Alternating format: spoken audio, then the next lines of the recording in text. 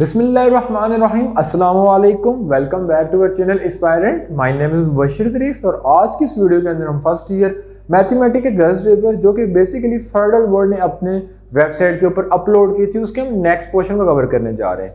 तो हमने previous part के अंदर लॉन्ग पोर्शन को स्टार्ट किया था।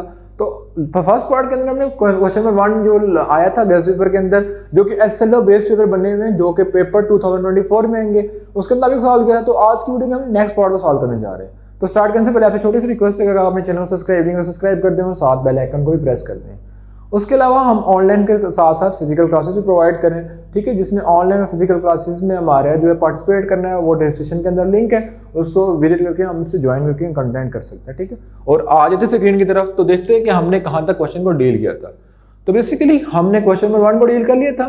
तो अगर क्वेश्चन नंबर 4 की तरफ आए तो क्वेश्चन नंबर 4 में लिखा हुआ कि if 5, 7 are added to consecutive term of arithmetic portion, the resulting number are in GP, find their number if their sum is 45। ठीक है, अब इस क्वेश्चन को आप हमें ध्यान में रखना है, मैं इसको वहां पे सॉल्व करने जा रहा हूं, ठीक है।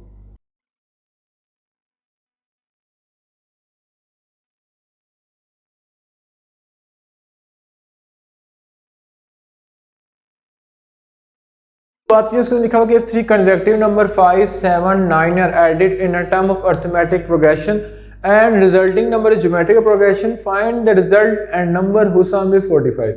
यानी हमारे पास 3 consecutive नंबर हैं जिनके अंदर हम वैल्यू को ऐड करते जा रहे हैं। तो वो ऐड पहले तो अरिथमेटिक प्रोग्रेशन था, ठीक है। जो ही हमने ऐड किया तो ज्योमेट्रिकल प्रोग्रेशन हो गया, ठीक है। मेन हमारे पास अरिथमेटिक प्रोग्रेशन में कोई भी 3 नंबर हैं। लेट्स सपोज मैं ले लूं एक हो गया a plus D and the next one is a plus 2d। ये फर्स्ट 3 टर्म हो गई जिसको मैं a1, a2, a3 बोल रहा हूँ, ठीक है। अभी मेरे पास 3 थे, ठीक है। तो इनके अंदर मैं ऐड करते जा रहा हूँ 5 को, 7 को एंड 9 को, और रिजल्टिंग क्या बन रहा है, ज्योमेट्रिकल प्रोग्रेशन। तो मेरे पास ये था अरिथमेटिक प्रोग्रेशन, ठीक है। जो मैंने इनके अंदर पहले नंबर के अंदर 5, सेकेंड नंबर के अंदर 7 एंड थर्ड नंबर के अंदर मैंने 9 को ऐड कर दिया। तो मेरे पास ये बन जाएगा ज्योमेट्रिकल प्रोग्रेशन, ठीक है। हमें फाइंड करना है कि नंबर क्या है जिसका सम कितना आ रहा है, 45, ठीक है। तो अब इसको डिटेल में देख लेते हैं। अब डिटेल में देखने से पहले हमारे पास हमें पता है कि सम कितना आ रहा है, 45। तो इन तीनों नंबर को हम ऐड कर देते हैं। तो बेसिकली जब इनको हम ऐड करेंगे तो मेरे पास क्या बन जाएगा कि a plus 5 plus a plus d plus 7 plus a plus 2d plus 9 is equal to 45, ठीक है। तो अगर मैं बात करूं तो मेरे पास क्या आ जाएगा, a को ऐड करूंगा तो 3a, d को ऐड करूंगा तो 3d एंड 9 प्लस 7 कितना होता है, 16, 16 प्लस 5 21। तो आ जाएगा कि प्लस 21 इज इक्वल टू 45। तो फर्दर करूं तो मेरे पास आ जाएगा कि 3a plus 3d is equal to 45 minus 21। तो बेसिकली बच जाएगा 24, 3a प्लस 3d। तो अगर बात करूं तो a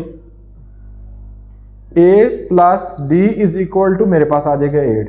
तो बेसिकली इसको मैं बोल देता हूँ इक्वेशन नंबर 1।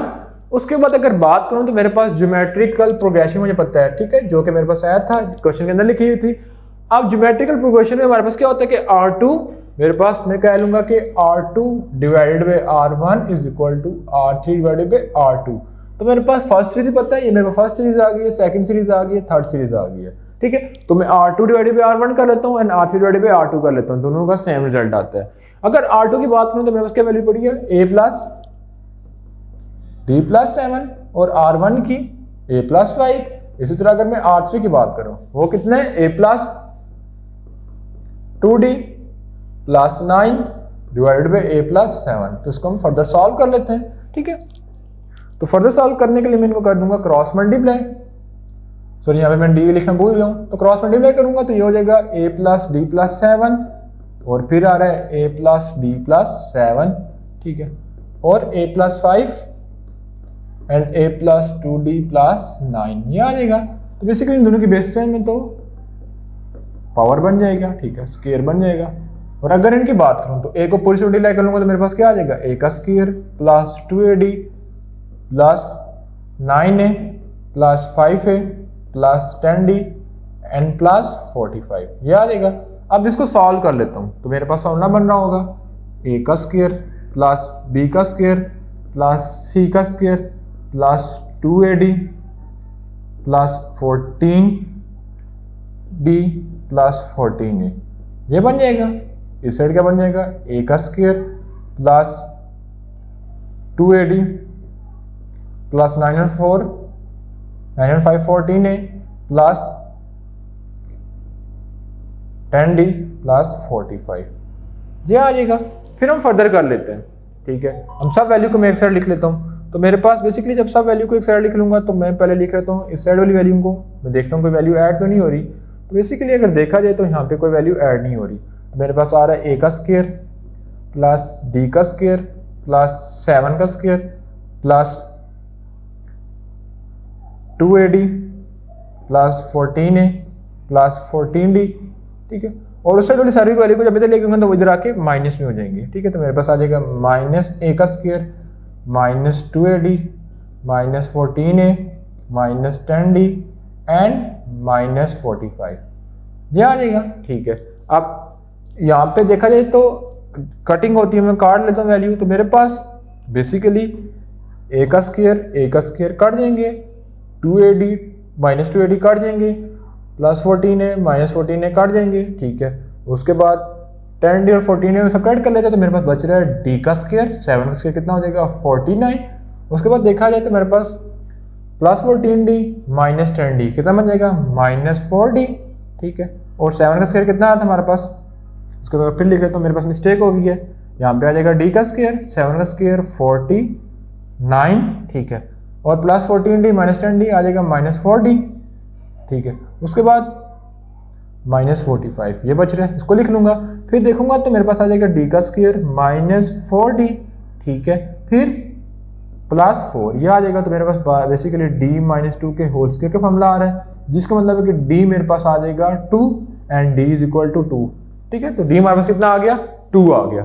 अब जब D 2 आ गया तो हम इस वैल्यू के अंदर पुट कर लेंगे।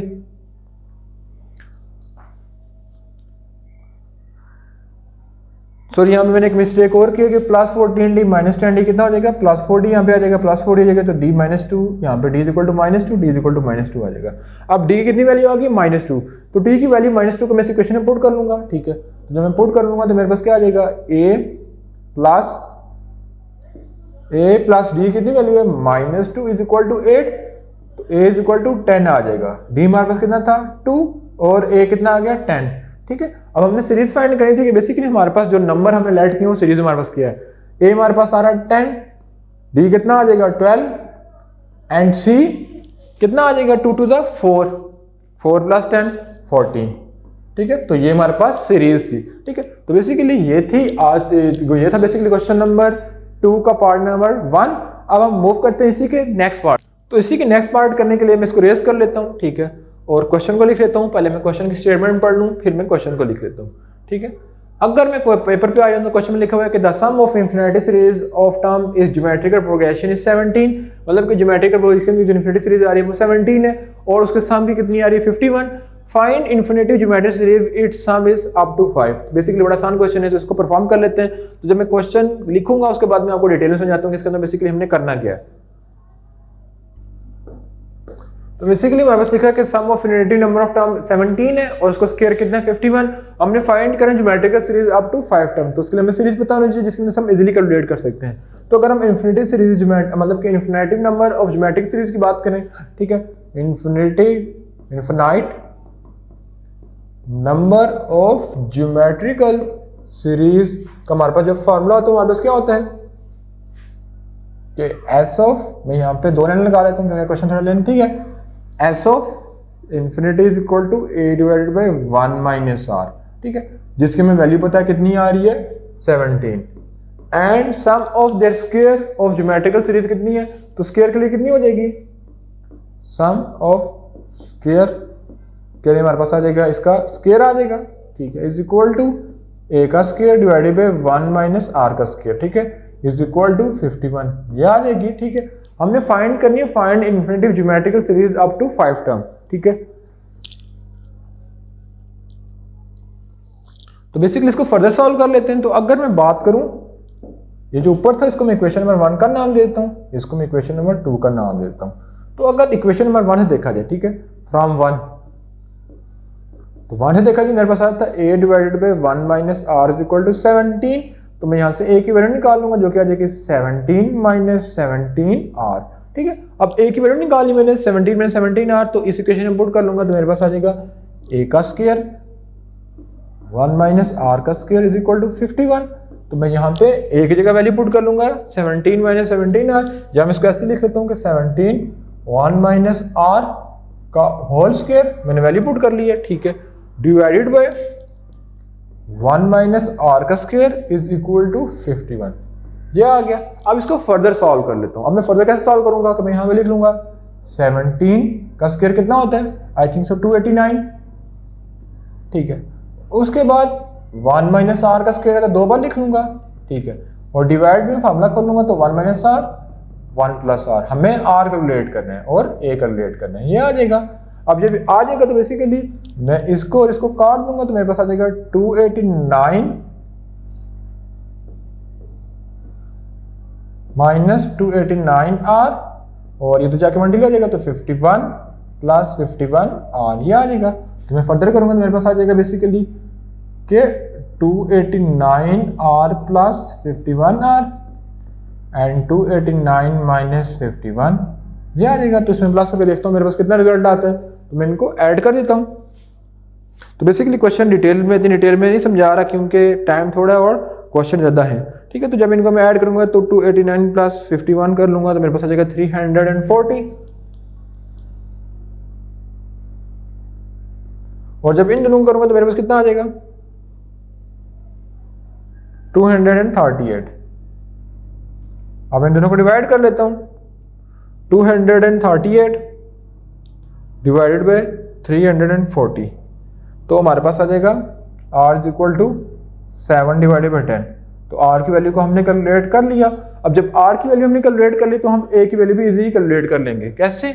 अब इस इक्वेशन में पुट कर लूंगा तो मेरे पास a की वैल्यू आ जाएगी, तो मेरे पास क्या आ जाएगा a is equal to 17 minus 17r था। ठीक है, तो मेरे पास आ जाएगा 17 माइनस 17 7 एंड डिवाइडेड बाय 10। ठीक है, तो आ जाएगा 170। ठीक है, माइनस देख लेते कितना आता है कि 17 को 7 से मल्टीप्लाई करेंगे कितना आ जाएगा,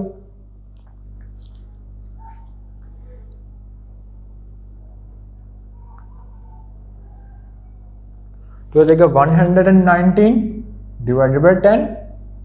फिर मैं करूंगा कि 170 माइनस 119 तो आ जाएगा 51 डिवाइडेड बाय 10। तो a मेरे पास आ रहा है 51 डिवाइडेड बाय 10 और r कितना आ रहा है 7 डिवाइडेड बाय 10। ठीक है, तो बेसिकली ये थी आज की वीडियो जिसके अंदर हमने क्वेश्चन नंबर 2 कंप्लीटली डील किया, लॉन्ग क्वेश्चन नंबर 2 को कंप्लीटली डील किया, जिसके अंदर हमने दोनों पार्ट को सॉल्व किया। तो आप लोगों से एक रिक्वेस्ट है कि आपने चैनल को लाजमी सब्सक्राइब करें ताकि हम नेक्स्ट से नेक्स्ट पार्ट को कवर कर सकें। उसके अलावा जो चीज़ आपको समझ नहीं आती, जो चैप्टर समझ नहीं आती, आपने कमेंट सेक्शन में लाजमी बताना है, तो इंशाल्लाह उस टॉपिक पे उस क्वेश्चन को आपको बहुत डिटेल में समझाया जाएगा। अभी तो टाइम कम था जिसमें जल्दी जल्दी समझा रहा हूँ। ठीक है, तो इंशाल्लाह मिलेंगे नेक्स्ट पार्ट में, तो इंशाल्लाह इन क्वेश्चन को फिर डील करेंगे ज़्यादा डिटेल में। तो तब तक अल्लाह नहीं के बाद।